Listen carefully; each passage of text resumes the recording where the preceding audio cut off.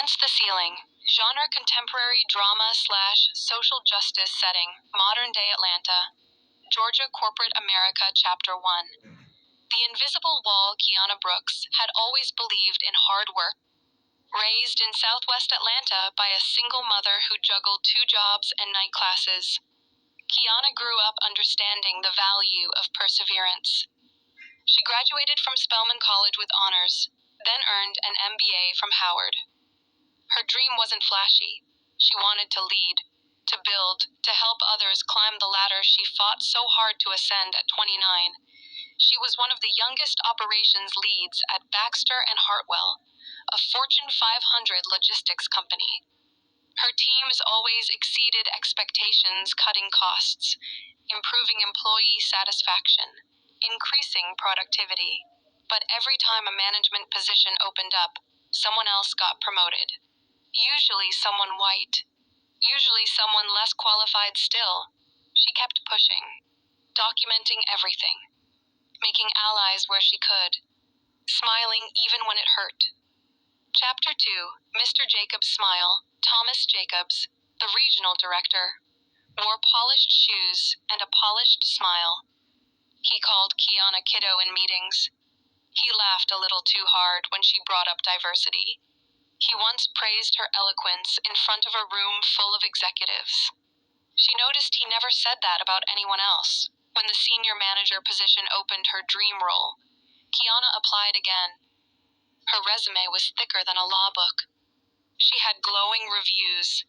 She had results, but Jacobs walked into her office 2 weeks later, closed the door, and said, "I think you're great, Kiana." Really.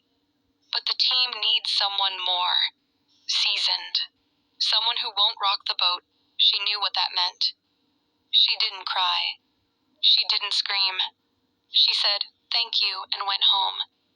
Then she called her mother baby. Her mother said, "Don't fight the system from the hallway. Kick the damn door down." Chapter 3. The fire starter instead of quitting. Kiana filed an internal appeal. When that went nowhere, she contacted the Equal Employment Opportunity Commission.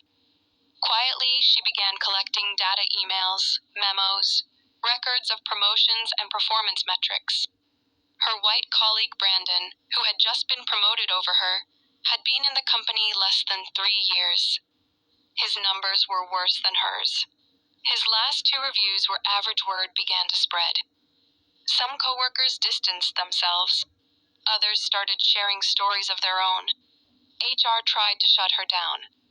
Jacobs issued a general conduct warning about unprofessional behavior in a veiled attempt to intimidate her. But Kiana wouldn't back down. She hired a lawyer. Chapter 4. The tipping point. A year passed. The case went public after a local news outlet picked up the story. Baxter and Hartwell sued for racial discrimination by rising black executive protests formed outside the office. Stock dipped. The company tried to settle quietly, offering her a promotion, hush money, and a signed NDA she refused.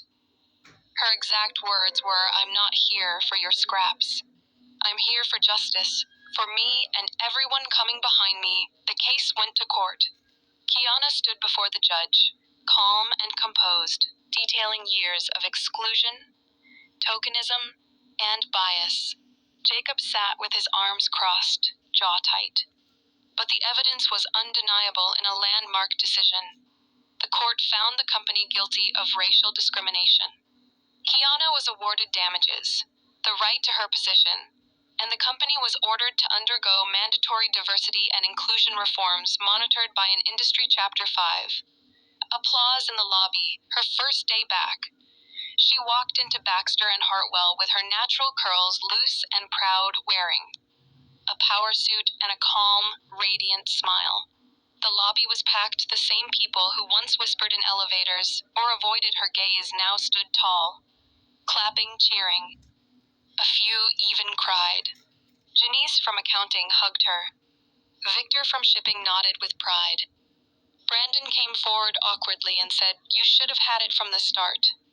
"I'm sorry," Kiana just nodded as she stepped into her new office, once Jacob's own. She paused at the glass door.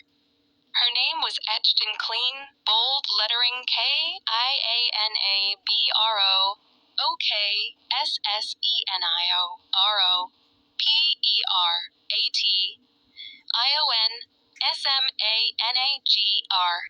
She sat at the desk, looked out at the city, and whispered, "This is for every woman they tried to silence." Let's get to work. Epilogue. The Ripple Kiana later founded the Elevate Project, a non-profit advocating for workplace equity across the U.S. She became a keynote speaker, a mentor, and a symbol of the kind of quiet power that refuses to kneel, and every time someone says, "The system wasn't built for you," she smiles and says, "Then I guess we build something better."